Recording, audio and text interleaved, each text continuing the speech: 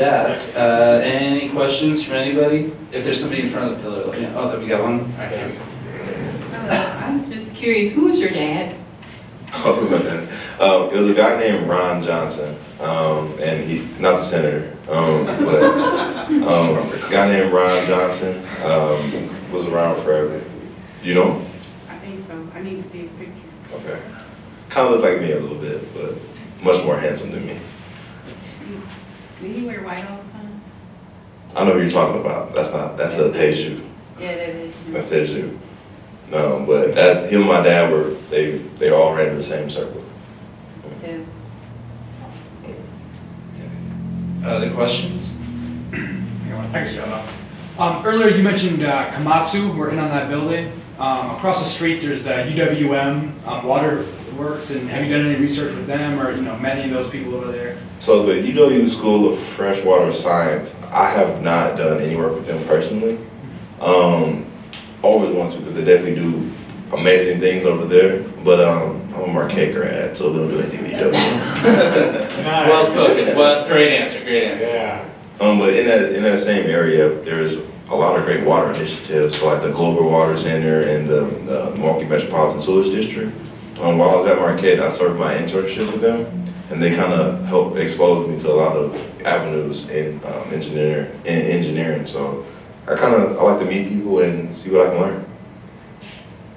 I have a question, since we brought it. You talked a lot about having strong community values and stuff. Do you ever find yourself in a situation where you have to make trade-offs to balance those values with keeping a viable business, or have you ever been in situations like that? Or do you even see it as something that has trade-offs, or is it just integral parts of who you are? I don't know. There's definitely always trade-offs. In business, there might be a lot of times where you have to sacrifice whether fun, friends, family, money. But I think what's important is the vision and the goal. And when you're really working and you're really grinding and you're one of the people who is responsible for getting it done, it's important for you to know when to say no and when to know when your capacity is filled up. When I was first getting started, I said yes to everything because everything sounded like such an amazing idea and opportunity. But what you soon learn to realize is you only have so much capacity, and there's only so many hours in the day that you can get things done. So, I try to just do things that align with the vision as close as possible. And of course, you'll do other endeavors and other ventures. But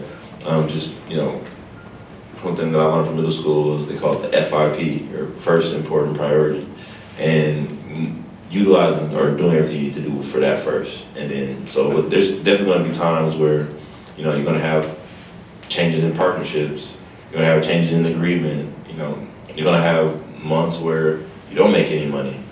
For a long time in the restaurant, personally, I didn't make any money, but it was bigger than the money piece because of everything that we added to the community and the value that we added was so important. So it's the longevity and what you can see in the future and down the line.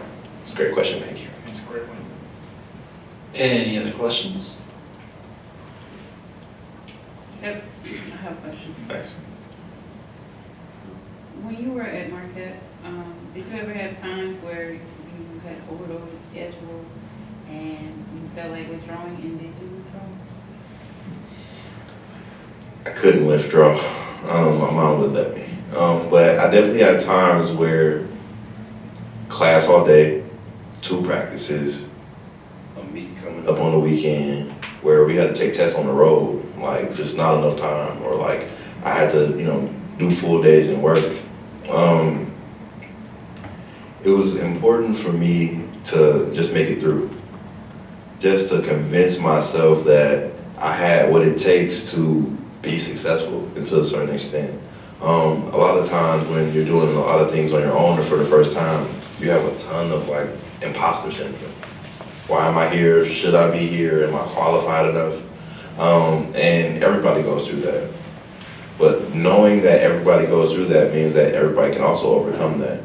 It's going to require some experience, maybe some work ahead of time, but as long as you stay committed to it, things tend to work out. And honestly, I almost didn't make it into engineering. My freshman year, to put things into perspective and to keep it candid, I took summer courses to come into Marquette, and I came into Marquette with a 3.5. By the end of my freshman year, I had a 2.3. So I was on the cusp of dropping out or not even being able to, get to the point where I am today. But because of my advisor saved my life for sure. Because every single day we would call the engineering school, because I wasn't always an engineer, because it was my first time ever being in college. So I thought, you're an engineer until you're not. I didn't know that you had to test into it or have certain kind of prerequisites. So I think it's junior years when you have to decide your major. I remember a few weeks before that date, that deadline came, before you had to decide, we're calling the engineering school every day. And they're like, okay, did you retake chemistry? Did you retake calculus? I had to retake a bunch of classes. And once I did that, I opened up the lane for myself. But that's why I would never say it was just a solo journey or all depended on me. Because the people who believed in me and knew that I could do better literally willed me at times where I thought I wouldn't make it. And because of this today, I'm so grateful that they stuck by me and they were able to show me that just keep going.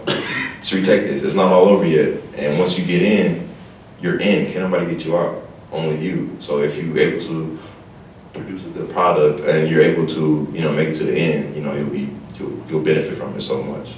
So, for anybody who is struggling, rely on people who care about you the most, or rely on people whose job it is to care about you the most. Your advisors, your financial advisors, your teachers.